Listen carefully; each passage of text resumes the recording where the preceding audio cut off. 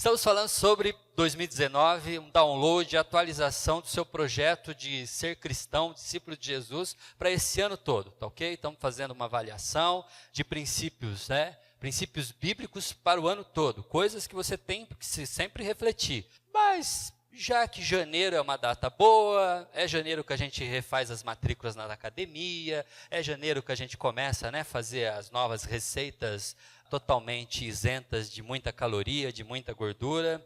Tudo bem que em fevereiro a gente retoma os churrascos, mas janeiro é aquele tempo que a gente dá aquela renovada na agenda nova, sem orelha. Eu gostava dos cadernos. Vocês tinham isso? Eu gostava de cheirar os cadernos, porque em janeiro a gente ia comprar material escolar, e eu adorava ficar cheirando a folhinha dos cadernos, dos livros novos, Quando chega agosto já estava tudo rabiscado, cheio de orelha, mas em janeiro a gente arruma material, a gente chega da escola, a gente faz as lições, tudo direitinho, Coloca lá o cabeçalho, Santa Bárbara do Oeste, bonitinho, dia tal de fevereiro, que começa as aulas, Vocês faziam cabeçalho também? Escola Estadual de primeiro e segundo grau, Comendador Américo Emílio Rome. Janeiro é esse tempo, da gente recomeçar, da gente dar aquela recalchutada. E por isso a gente já viu 3 tópicos: uma fé estabilizada, as finanças organizadas, e na semana passada falamos sobre as agendas. E hoje nós vamos tocar um assunto complicado.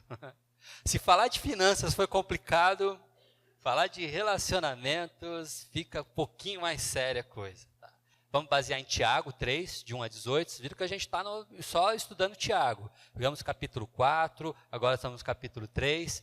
E eu queria trazer para vocês uma palavra de Eclesiastes, que diz que Deus fez os homens justos, mas eles foram em busca de muitas intrigas. Deus fez direitinho. Deus fez tudo certo. É incrível você pensar que o maior problema que Eva teve no Éden, um dos problemas foi justamente relacionamento. O relacionamento que ela teve com Satanás e o relacionamento que ela tinha com Deus. Porque no relacionamento que ela tinha com Deus, Deus diz para ela: olha, só não come desse fruto, o restante pode aproveitar do paraíso. É que nem a gente diz para a criança, pode brincar aqui pela casa, só não abre a porta do guarda-roupa. Adivinha o primeiro lugar que ela vai? E o problema do relacionamento de Eva foi que ela confiou demais na serpente e de menos em Deus. Deus faz tudo direito, é a gente que atrapalha, é a gente que complica a situação. Martin Luther King, quando pensa em relacionamento, ele também traz uma frase que é bem conhecida: para você fazer inimigos, não é preciso declarar guerra a ninguém, só diz o que você pensa. Faz isso no seu Facebook.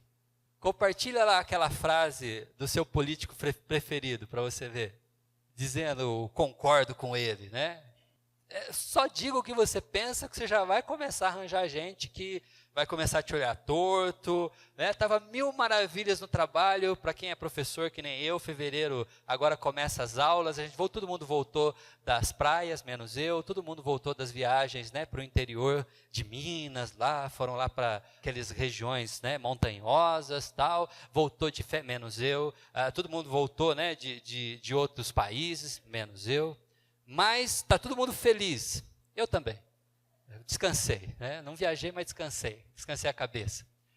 E aí você está lá naquela roda, lá com os professores na mesa, lá, sala de professor, primeiro dia de aula, todo mundo feliz, e aí você pensa, você fala, viram no jornal, tal fulano foi preso, tinha que prender mesmo, porque aquele pessoal daquele partido político é tudo ruim. Pronto, basta dizer o que você pensa. Mas quando a gente fala sobre relacionamento, é bom a gente olhar relacionamento desde o começo. Por exemplo, crianças. Crianças também se relacionam. E olha como elas resolvem. Nenhuma criança jamais pensa em trabalhar para manter seus relacionamentos. Já viu seu filho chegando da escola, depois de uma briga que teve lá, falando assim: eu preciso achar um jeito de me relacionar melhor com meu coleguinha de classe que senta do meu lado. A gente não tem se dado muito bem na escola, ele já me travou numa conversa uma vez, eu estou achando que é uma coisa pessoal, preciso achar um jeito. Nada, Belém, acabou. A gente não se fala mais. Criança é assim, e quando eles não dão certo, as crianças simplesmente pulam fora. Quando o relacionamento de criança não funciona, aliás, as crianças fazem isso com a gente, que é pai. A minha filha veio passar uns dias comigo, foi embora agora cedo. E a gente conversando, eu estava lembrando que uma vez ela queria um Kinder Ovo depois de ter comido meio pudim. E eu disse para ela assim, não, Kinder Ovo não. Eu tive que passar numa padaria para pegar uma encomenda e ela viu o Kinder Ovo, queria o Kinder Ovo. E sabe o que ela teve a coragem de me dizer? Eu não gosto de você. Sério? Ela disse com uma raiva. Ela tinha só 6 anos de idade. Não gosto mais de você. Porque eu não dei um Kinder Ovo para ela. Criança é assim, pula fora. Mas, quando chegamos à vida adulta, a gente não pode continuar agindo da mesma forma. Sabe por quê? Você vai pular fora do seu emprego? Você vai desistir da sua faculdade? Você vai desistir do seu casamento porque sua sogra é chata? E às vezes é engraçado que a gente sempre coloca desse ponto de vista, né? A gente, às vezes o sogro queria que desistisse do casamento, porque é ele que não aguenta você. Não dá.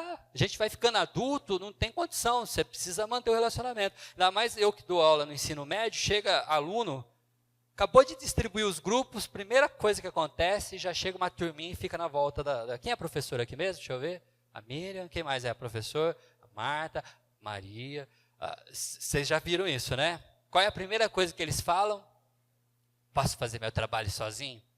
Por que fazer sozinho? Em grupo é melhor. É porque eu não consigo trabalhar com fulano que está no meu grupo, não dá certo.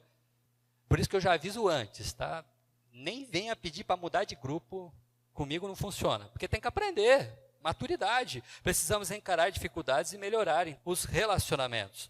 Então, a verdade é que a cultura nossa hoje, ela nos convida a abrir mão de relacionamento e agir por conta própria. Seguir sozinho, como um verdadeiro Robinson Crusoe.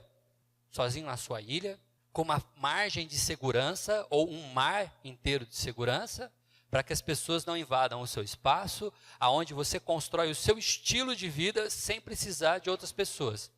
O mundo hoje nos convida a isso. Rede social te faz ficar em casa. iFood faz você não precisar ir até a lanchonete. Netflix faz você não precisar mais ir em locadora. Não precisamos encontrar pessoas. O home office te deixa tranquilão.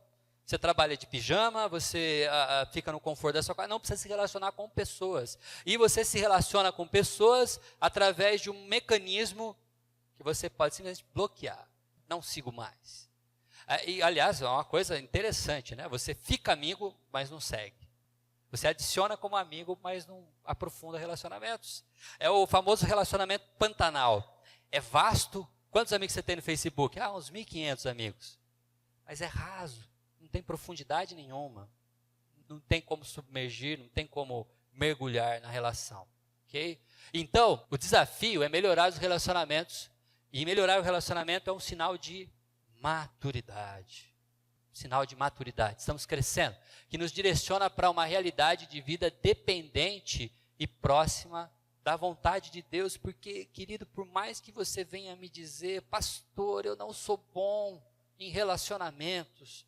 Pastor, entenda, eu não gosto de encontrar pessoas e eu vou ter que te dizer, querido, entenda, Deus te criou para se relacionar. Reclama com o dono da fábrica, não comigo, que sou só um operário. Foi Ele que nos criou para sermos relacionais. Aliás, Ele é uma comunidade relacional. É Deus Pai, é Deus Filho, é Deus Espírito Santo que se relaciona perfeitamente e nos criou a sua imagem e semelhança. E a imagem e semelhança de Deus é a centelha de pessoas que precisam e vivem em relações. Assim Ele nos criou. Ele foi tão profundo nessa verdade que Ele chegou a dizer, não é bom estar só. Não é bom. Então, é por isso que a gente precisa falar e trabalhar relacionamentos. Olha o que diz, eu citei o Robinson Crusoe, o autor do Robinson Crusoe é o escritor e jornalista Daniel Duff. Olha o que ele diz.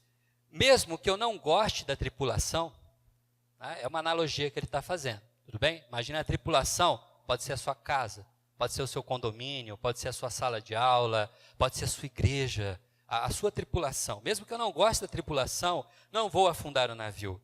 Na verdade, nos momentos de tempestade, darei o melhor de mim para salvá-los. Eu trabalho para salvar a tripulação, para que a gente se continue junto. Estamos todos no mesmo barco e navegaremos ou afundaremos juntos. importante. Porque se não trabalhamos as relações, vamos afundar o barco. E vamos afundar junto. Precisamos. E como a gente faz isso, então? Na casa, no condomínio, no trabalho. Como todos nós possuímos locais onde nos relacionamos. E como a gente vai fazer para trabalhar as relações? Precisamos refletir sobre elas. E quando a gente reflete sobre relação, é importante você destacar que existem duas maneiras. Nós temos relacionamentos de compatibilidade natural, ok? Baixa manutenção, ou seja, gente com quem você se dá bem de cara. É aquela pessoa que você está sexta-feira à noite em casa, e aí você vira para sua esposa, vou pedir uma pizza. Ou vamos chamar fulano e a esposa para vir em casa aqui? A gente come juntos, vamos pedir uma pizza, é grande para nós dois, a gente divide. Sabe gente que você liga avisando, estou chegando aí, vou passar na tua casa. Gente que você compra uma peça de carne e já convida para dividir. Gente como eu, pode convidar, eu vou, tá? Para pizza, para o churrasco. Mas gente que a gente se relaciona bem, existe, você tem gente assim que é fácil relacionamento, como eu e a dona Laís, por isso que eu brinco com ela. Mas tem gente que você tem essa facilidade, é tranquilo, e acho que a maioria de nós temos isso. Agora existe gente com quem você, eu não sei por que motivo, você que vai ter que refletir isso, não está bem. Ou não bate, não bate o santo, né?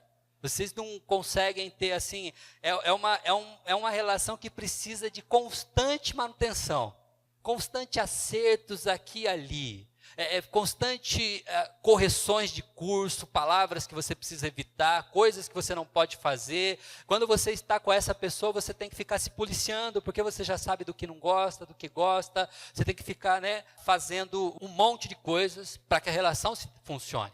E aí, olha que interessante, se eu viesse aqui trazer para vocês uma lista de coisas que complicam relações, vocês iam achar que eu estou sendo, como pode, pastor não falar dessas coisas, então eu trouxe a palavra de alguém. O nome dele é Les Perrault, da Universidade de Seattle. Ele é psicólogo e trabalha justamente com o relacionamento humano.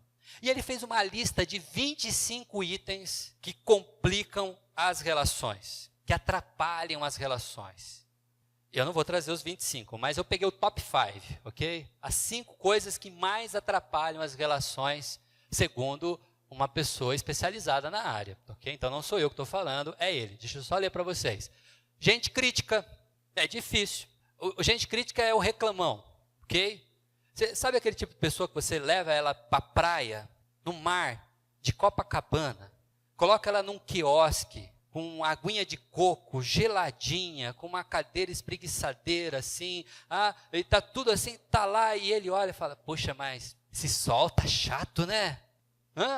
Você leva um pudim para ela, você leva um pudim no final de semana, um pudim gostoso, doce, assim, com aquele, o creminho caindo, assim, tal, e aí você corta o pudim, na hora que ela, mas não tem furinho esse pudim? Gente, crítica é complicado. Também aquelas que são vítimas, se vitimizam o tempo todo, sofrem de autocomiseração, sempre tem problema. Não consegue conversar com você sobre falar de problema. E é bom, às vezes, ouvir problemas legítimos para que nós possamos orar, interceder e ajudar uns aos outros. Isso não é o caso. O caso que eu estou falando é gente que precisa do problema. Essa pessoa é complicada de lidar. Ela sofre de uma autocomiseração. O duro é quando duas assim se encontram, porque aí é um festival de saber quem é que tem mais dor, quem é que sofre mais, quem é que passou por mais problemas. Tal. Existem os pessimistas, gente negativa. Não vai funcionar, não vai dar certo. Gente que está assim, você estuda, fala, rapaz, está muito difícil passar nesse vestibular, você não consegue não, viu? Bom, eu estou estudando 8 horas por dia, a pessoa nem convive comigo, já vem me dizendo assim, não, é muito difícil. Eu conheço um cara que estudou, virou meses e não passou, você acha que você vai conseguir? Começou a estudar agora? Gente negativa. Precisa ter um pouquinho de boa vontade, às vezes, tem gente que é negativa, é pessimista. Conviver com pessimistas o tempo todo, pessimista é diferente de realista, tá? Tem gente que joga na real, está difícil, está complicado. Mas, ao mesmo tempo que é realista para perceber que é complicado, é realista para perceber que existem saídas. Os pessimistas anulam as saídas. Não enxergam as possibilidades. Esse é o pessimista. Os insensíveis eles são autocentrados. O insensível, ele é complicado pelo seguinte: se o insensível acha que o vaso tem que ficar virado assim, e alguém veio e colocou o vaso assim, ele vai lá do fundo olhar, não sabe colocar um vaso no lugar? Como assim? Até meu sobrinho de 3 meses sabe colocar um vaso no lugar, a pessoa não sabe colocar um vaso no lugar, ninguém está vendo que o vaso está errado. Aí o diácono passa, ele cutuca o diácono: Sérgio, o vaso está errado, você viu lá, ninguém viu, ninguém vai consertar aquele vaso. O insensível, ele é perfeccionista, e o padrão de perfeição dele é o padrão que ele quer para todo mundo. Então ele atropela as pessoas, ele quer que faça do jeito dele, ele quer que seja do jeito dele, ele quer que aconteça do jeito dele, ele é autocentrado, ele usa ele mesmo como referência e quer que todo mundo seja igual. E por último, mas não menos importante, o fofoqueiro. A minha avó tinha um nome para fofoqueiro. Não sei, aqui em Santa Bárbara acho que é comum, né? O leve trás. Conhece esse? O leve trás? Leve trás. Ele vai até lá, leva, né? Depois ele traz. Ele fala mal de A para B e depois fala mal de B para A. Ele consegue. É gente assim que tem uma vontade de falar negativamente das pessoas. Ele não evidenciam as coisas boas, evidenciam aquilo que é ruim. E ao fazer aquilo que é ruim, falar aquilo que é ruim, ele sente prazer. Ele gosta disso. Esse é o fofoqueiro. E esse a Bíblia condena. Mas aí então, a gente vai para Tiago e vamos ler a carta que Tiago escreve no capítulo 3. Acompanha aí. Meus irmãos, não sejam muitos de vocês mestres, pois vocês sabem que nós, os que ensinamos, seremos julgados com maior rigor. Todos tropeçamos de muitas maneiras, e se alguém não tropeça no falar, tal homem é perfeito, sendo também capaz de dominar todo o seu corpo. Quando colocamos freios na boca dos cavalos para que eles nos obedeçam, podemos controlar o animal todo. Tomem também como exemplo os navios. Embora sejam tão grandes e impelidos por forte vento, são dirigidos por um leme muito pequeno, conforme a vontade do piloto. Semelhantemente, a língua é um pequeno órgão do corpo, mas se vangloria de grandes coisas. Vejam como um grande bosque é incendiado por uma simples fagulha. Assim também, a língua é um fogo, é um mundo de iniquidade, colocada entre os membros do nosso corpo. Contamina as pessoas por inteiro, incendeia todo o curso de sua vida, sendo ela mesma incendiada pelo inferno. Toda espécie de animais, aves, répteis e criaturas do mar doma-se e é domada pela espécie humana. A língua, porém, ninguém consegue domar. É um mal incontrolável, cheio de veneno mortífero. É que Tiago pega pesado com a história da língua, hein? Com a língua bendizemos ao Senhor e Pai, e com ela amaldiçoamos os homens, feitos à semelhança de Deus. Da mesma boca procedem bênção e maldição. Meus irmãos, não podem ser assim. Acaso pode sair água doce e água amarga da mesma fonte? Meus irmãos, pode uma figueira produzir azeitonas ou uma videira figos da mesma forma? Uma fonte de água salgada não pode produzir água doce. Quem é sábio e tem entendimento entre vocês? Que o demonstre por seu bom procedimento, mediante as obras praticadas com a humildade que provém da sabedoria. Contudo, se vocês abrigam coração, inveja amarga e ambição egoísta, não se gloriem disso, nem neguem a verdade. Esse tipo de sabedoria, e Tiago bota isso entre aspas, não vem do céu, mas é terrena, não é espiritual. Ela é, na verdade, demoníaca. Pois, onde há inveja e ambição egoísta, aí há confusão e toda espécie de males. Mas a sabedoria que vem do alto é, antes de tudo, pura, depois pacífica, amável, compreensiva, cheia de misericórdia e de bons frutos, imparcial e sincera.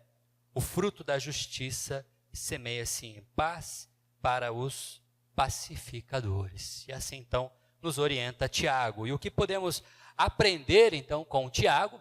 O que ele nos ensina? Quais dicas Tiago nos dá para melhorarmos os nossos relacionamentos? Como eu disse, no comecinho da série, quando eu falei que a gente fala sobre esse assunto, eu já disse, eu não quero dizer que seus relacionamentos são ruins. Com certeza são bons. Mas não há relacionamento que não possa ser melhorado. Podemos sim melhorar. Já temos relações, ou talvez amplificar. Porque tem gente que sofre de koinonite. Sabe o que é koinonite?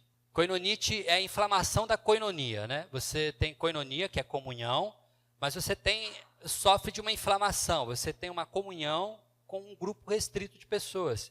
E você não abre esse espaço para ampliar a comunhão.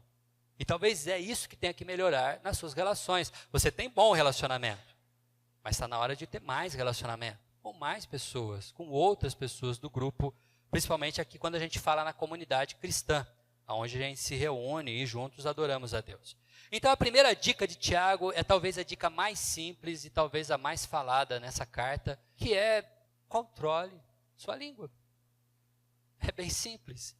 É simples de entender, mas complicado de pôr em prática. Olha o que ele diz: se alguém não tropeça no falar, tal homem é perfeito, nos leva à perfeição, dominar e controlar a nossa língua, sendo também capaz de dominar todo o seu corpo. E lá no versículo 6 ele diz: a língua é um fogo, é um mundo de iniquidade que incendeia todo o curso da sua vida, sendo ela mesma incendiada pelo inferno.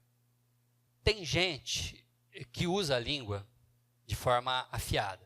Provocou, falou. Não leva desaforo para casa. Incomodou, já recebe uma resposta. Fez o que não devia, você já manda ver. Você já não segura. E tem gente que faz isso e ainda entende que isso eu sou assim, nasci assim, né? É o crente Gabriela, ele não muda. Nasci assim, cresci assim, você sempre assim. E é assim. Porreta na palavra. Me incomodou, pá, soltou. Tem gente que é assim. E eu queria dizer que ser assim sempre vai complicar os seus relacionamentos. Se você quer melhorar os relacionamentos, aprenda a controlar a língua. E nessa dica que Tiago nos dá, ou quando ele nos fala isso, ele apresenta vários sinais ou figuras de linguagem. Uma delas, silêncio estratégico. É uma das coisas que Tiago nos ensina usando as figuras de linguagem dele. Olha só, quando colocamos freio na boca dos cavalos para que eles nos obedeçam, podemos controlar o animal todo. O freio na boca dos cavalos é justamente isso, você segurar e impedir que o animal haja impulsivamente. Quando você coloca o freio, você controla o cavalo. Isso é um silêncio estratégico para a gente que é cristão. Precisamos aprender, precisamos saber como controlar, precisamos saber qual é a hora de falar, qual é a hora de não falar. E às vezes você precisa experimentar o seu ambiente para saber. Por exemplo, quando você está numa intensidade emocional muito alta. Quando você está num problema em que isso está te desgastando muito emocionalmente. Você está bravo, você está irritado, essa não é a hora de falar. É hora de você usar a estratégia do silêncio. Segura. Irritado, não fale. Bravo com alguém, não fale. Irritado com a sua esposa, segura, depois você fala. Dá um tempo, conta até 10. Esposas, na hora que você está bravo com seu marido, conta até 1000. Tá? Conta um pouco mais. Você tem que segurar. Momento que pessoas estão te confrontando. Elas vão falar coisas que você não quer ouvir. E é hora de você segurar a sua língua para você não responder. Segure, calado. Ouça, leve os embates, leve os murros, leve os tapas e segura a sua língua. Momentos de tensão emocional não é hora da gente falar. É o freio segurando a gente, te impedindo, preservando. Quando não falar? Quando você também não tem algo positivo ou assertivo para dizer. Às vezes nós falamos porque achamos que isso nos torna importantes ou mais sábios ou mais... Temos sempre que ter uma palavra para dizer. Tem hora que não tem. Tem hora que a única coisa que você tem que fazer é calar diante da situação. Você nem sempre precisa ter algo a dizer. Às vezes você pode simplesmente ouvir, perceber a situação e não ter opinião sobre ela. E dizer agora, olha, sinceramente, eu nem sei o que dizer. Agora eu não sei nem como resolver isso. Vou ter que pensar e dar uma resposta depois. Freios. Essa é uma das dicas de Tiago. A outra, e aí eu posso citar Provérbios 17, 28. Até o insensato passará por sábio, se ficar quieto. E se contiver a língua, parecerá que tem discernimento. Use o freio estratégico, segura a língua. Tem hora que é melhor ficar quietinho. Uma outra coisa que ele fala, é que ele usa a figura do navio aqui, né? O exemplo, olhe também os exemplos do navio, embora sejam tão grandes e impelidos por fortes ventos, são dirigidos por um leme muito pequeno, conforme a vontade do piloto. Use a sua língua para ser uma palavra edificante. Que Deus possa te abençoar, querido, para quando você tiver que falar, você edifique vidas. Para quando você tiver que falar, você traga orientações para as pessoas que te ouvem. Para quando você tiver que romper o silêncio e dar voz aos seus pensamentos, que esses pensamentos e essa sua voz abençoe. Tiago vai fazer vários paralelos, porque é com a voz que nós adoramos ao Senhor e é com essa mesma voz que nós amaldiçoamos vidas. Então, escolha direção que te leve a abençoar, a enriquecer, a edificar. Provérbios 25, 11 diz que a palavra proferida no tempo certo é como frutas de ouro incrustadas numa escultura de prata. Ela é rica, ela traz riqueza, ela corrige o curso. E olha que coisa interessante, são duas coisas. Uma é você segurar a sua fala e a outra é falar para edificar. Se você é o tipo de pessoa explosiva, quando você tiver algo edificante para falar, aqueles que estão acostumados com as suas explosões, não vão crer na sua edificação. Não vai fazer sentido para elas. E Tiago diz por quê? Porque da mesma fonte não dá para sair água doce e água amarga. Então, duas coisas sobre você controlar a sua língua. Um silêncio estratégico, escolha se calar quando estiver irritado. Escolha se calar quando for provocado por alguém irritado. Escolha se calar quando você não tiver noção do que vai dizer. Mas escolha, ao falar, edificar vidas e abençoar vidas. Mas Tiago tem uma segunda dica para a gente.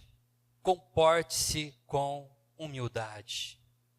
Tiago 3,13, quem é sábio e tem entendimento entre vocês, que o demonstre por seu bom procedimento, mediante obras praticadas com humildade que provém de sabedoria. Seja humilde, seja humilde. E ser humilde não significa não ser bom naquilo que faz, ser mediano, é ser medíocre, não é isso que é ser humilde.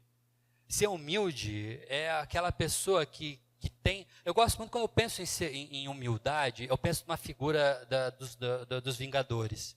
Eu sei que muita gente aqui não assiste filme, mas filmes novos assim, mas alguns são da época da década de 80 que passava o seriado do Hulk na televisão, lembram? Tinha aquela musiquinha... Eu sempre chorava no final quando acabava o Hulk, assim, ele ia indo embora pela estrada e tocava a musiquinha triste, eu chorava. Eu sou chorão, né? Eu choro em propaganda de margarina. E o pessoal mais novo, né, que assistiu Os Vingadores, conhece, né, a figura do Hulk. Eu acho que ele é um símbolo de humildade, porque tem uma fala dele com a Viúva Negra, e ela diz, eu admiro um amigo, que era ele mesmo, que não entra em nenhuma briga, evita entrar em qualquer briga, porque sabe que sempre vai sair ganhando. Esse é o humilde. O humilde é aquele que sabe o talento que tem, mas prefere dar um passo atrás e deixar que outros tenham oportunidade. Prefere ser aquela pessoa que ajuda do que critica.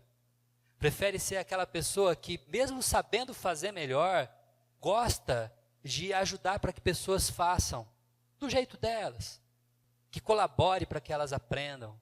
Esse é o humilde. O contrário do humilde é o arrogante. É aquele que acha que ele é o dono da verdade e não deixa ninguém mais fazer.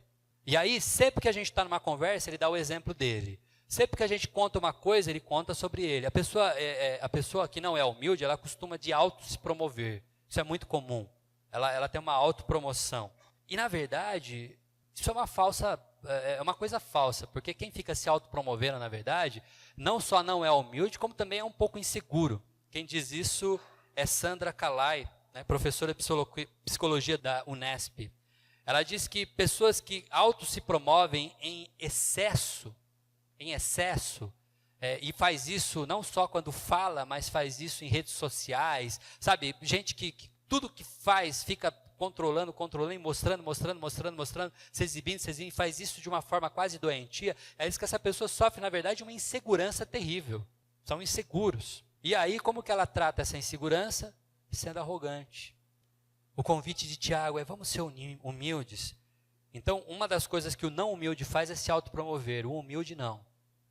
Ele não fica se promovendo. Ele sabe fazer, mas é do jeitinho dele. Outra coisa que os falsos humildes fazem é economia dos elogios. Eu não vou elogiar, porque senão a pessoa vai achar que é o bonzão. Gente, para com isso. Se você conhece alguém que fez algo bem feito, elogie essa pessoa. Seja gentil com ela. Se alguém fez algo que te abençoou, agradeça.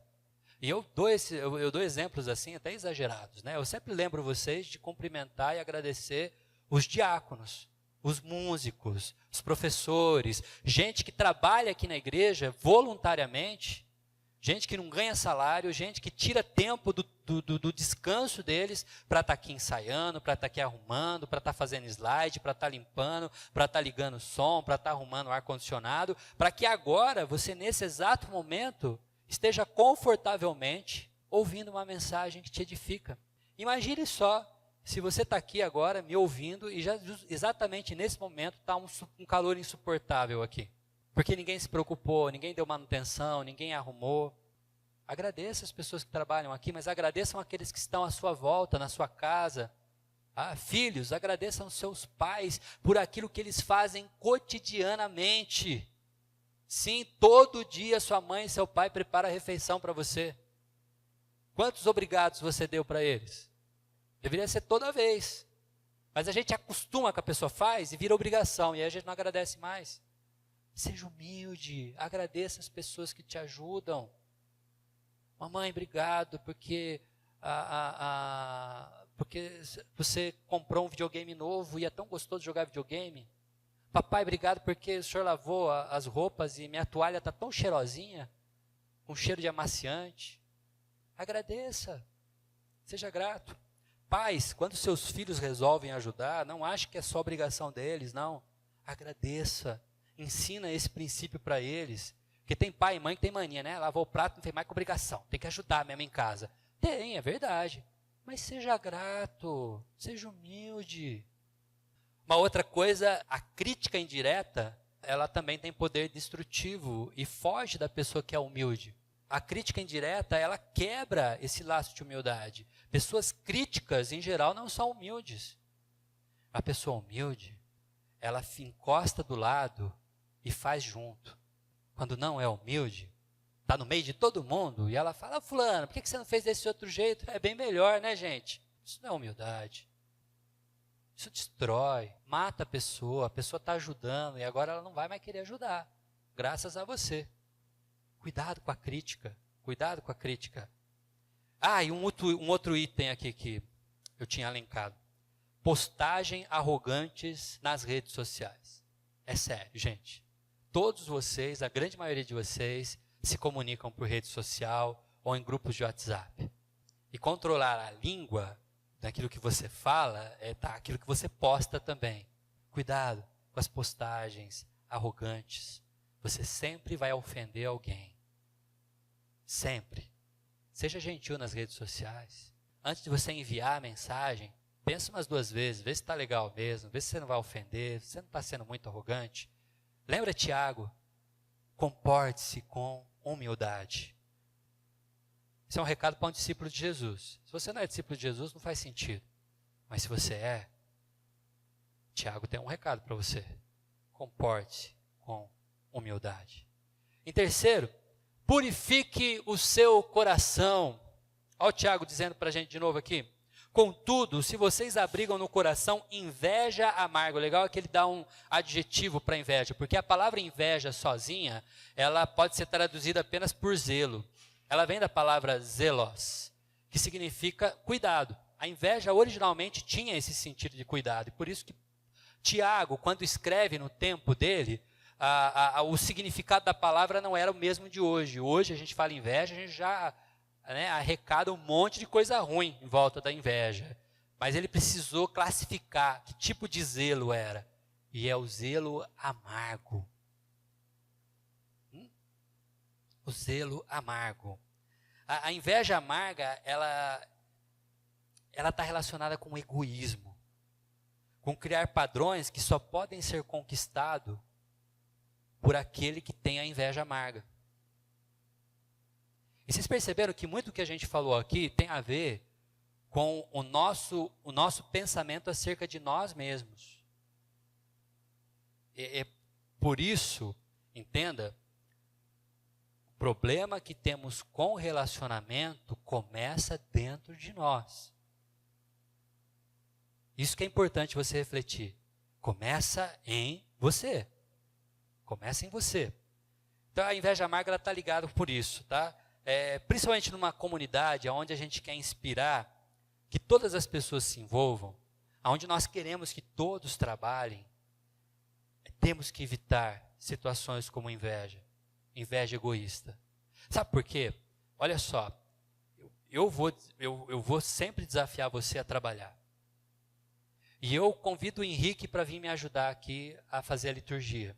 E o Henrique vai começar a tomar a frente aqui e me ajudar. De repente, o Henrique faz melhor que eu. E aí a minha inveja amarga começa a dar sinais de vida. Ela começa a aparecer e começa, Sandrão, olha lá o cara. E aí sabe o que eu vou fazer? Eu que tenho inveja amarga, eu vou ativar a minha ambição egoísta agora. Que é a segunda coisa problemática. A minha ambição egoísta. Faço a liturgia, o Henrique chega, aí Sandrão, o que eu vou fazer hoje? Qual parte que eu vou te ajudar? Não, hoje não vai precisar não, Henrique. Pode ir, só canta só. Eu mato a possibilidade de alguém que está trabalhando e ainda complico a minha relação com o Henrique. Cuidado. Pessoas fazem o que você faz melhor e pior do que o que você faz. E aí você precisa controlar dentro de você essa inveja e esse egoísmo. Precisa. Pessoas vão assumir coisas que você faz. E que, gente, é ótimo que isso aconteça. Que Deus nos abençoe, a gente ter mais 2 bateristas aqui para ajudar o Wilson, mais uns outros 2 contrabaixistas para ajudar o Vitor, mais outros guitarristas para colaborar com o Vinícius, e a gente tem um revezamento de cantores aqui, outros diáconos que vão surgir, outras pessoas para assumir mesa de som, talvez auxiliar para nos ajudar e a gente revezar aqui quem vai estar trazendo a palavra para vocês não ficarem enjoados de mim. Outros professores que vão surgir, mais gente vão aparecer para fazer mais coisas e nós teremos que exercitar isso, para que essa multiplicidade de dons e para que esse número de pessoas que servem possam cada vez aumentar. Mas é dentro de nós que nós temos que tomar cuidado. Por isso, purifique o seu coração. Esse tipo de sabedoria, entre aspas, ela não vem do céu, mas é terrena. Ela não é espiritual no sentido divino, mas é demoníaca. E aqui, querido, escute bem essa palavra. Satanás trabalha intensamente para que os propósitos de Deus na igreja presbiteriana do Jardim América não vá para frente. É sério isso que eu estou dizendo. É o capiroto, o capeta, ele mesmo. Ele fica profundamente irritado quando algumas coisas aqui começam a dar certo. E é no coração da gente que ele começa a trabalhar. E ele começa a trabalhar com essas 2 coisas, inveja amarga e uma ambição egoísta. E por último, cultive a sabedoria. Mas a sabedoria que vem do alto é antes de tudo pura, depois pacífica, amável, compreensiva, cheia de misericórdia e de bons frutos, imparcial e sincera. O fruto da justiça semeia-se em paz para os pacificadores. E olha a lista que Tiago nos dá. A sabedoria que vem do alto, ela é pura, ela não se precipita em ver maldade. Cuidado, querido, quando alguém fala alguma coisa que você não gostou, não pense o pior primeiro. Segura o seu pensamento aí de detetive, de já achar problema, achar que é uma conspiração, porque fulano é contra mim, porque fulano fez isso há 38 anos atrás, porque queria me prejudicar. Cuidado, a gente é muito rápido para achar que é contra a gente. Às vezes não é, ela é pacífica, ela não precisa ter razão o tempo todo.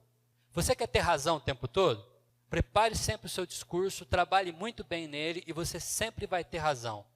Só tem um problema, você vai ficar sozinho, porque ninguém gosta de conviver com alguém que tem razão em tudo. Por quê? Porque não temos razão em tudo. Não precisa estar certo o tempo todo. Às vezes você vai estar errado.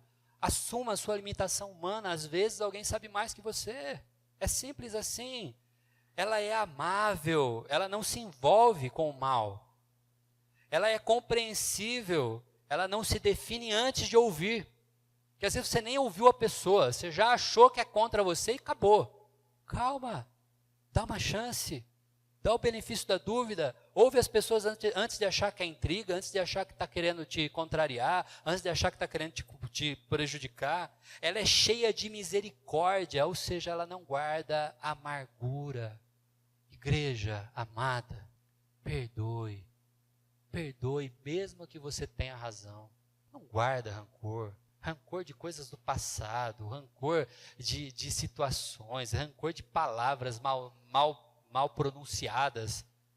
Malditas fica esquisito, né? Palavras que são pronunciadas no momento errado. Perdoa, dá um passo de perdão. Ela é imparcial, ou seja, ela não disputa partidos. Seu filho e a professora, quem que está certo? Ouve os dois, às vezes é o seu filho que aprontou mesmo. Ele não é um anjinho assim, de que você pensa o tempo todo, não. Às vezes é o filho apronta. E às vezes a professora está errada, mas você tem que ouvir os dois, ele não é imparcial. Quando a gente é imparcial, a gente nem quer saber o que aconteceu, a gente já é contra o outro. Calma. E ela é sincera, não se intimida pelo medo. Agora, como que a gente tem uma sabedoria que vem do alto? Como conseguir isso? Olhando para quem veio do alto. Através da vida de Cristo, a gente aprende a ser como Deus quer. Através da sua morte, a gente recebe perdão, porque a gente não consegue ser como Deus quer. Mas é através da sua ressurreição que a gente ganha poder para viver uma nova vida constantemente. Constantemente. Para a gente refletir, para você levar para casa, anotar no seu caderninho, anota aí no verso do boletim, e para você exercitar isso. Resista à tentação de abortar todo o relacionamento que se apresenta truncado ou ameaçador. Aqui entre nós, vamos falar bem sério, deixa de ser criança. É criança que faz isso. A gente que já é grandinho, a gente precisa trabalhar os relacionamentos. Receba-o como uma dádiva, é a pessoa complicada de lidar, então coloca isso na sua cabeça, Deus está querendo te ensinar alguma coisa através dessa pessoa complicada de lidar. Receba isso como uma dádiva, receba isso como algo bom. E ainda, reprograme sua vida revendo a maneira como você lida com as suas palavras e atitudes. Para quê? Para melhorar os relacionamentos nos quais você está inserido. O que eu quero dizer com isso é, solte as mãos, tire as mãos do bolso. Dá uma olhada nessa animação.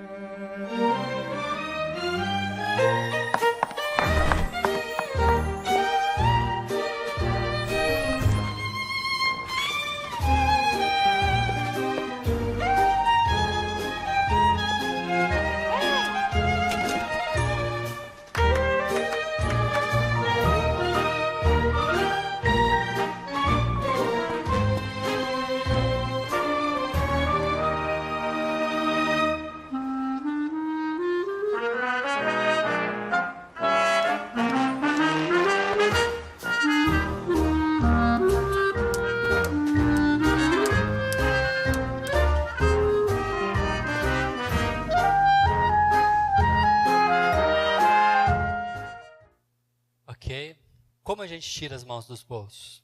Temos uma gama de oportunidades aqui na igreja. Precisamos de gente para trabalhar com as crianças. Precisamos de gente para operar o computador, para eu não ficar me virando tantas vezes. Precisamos de gente para cantar.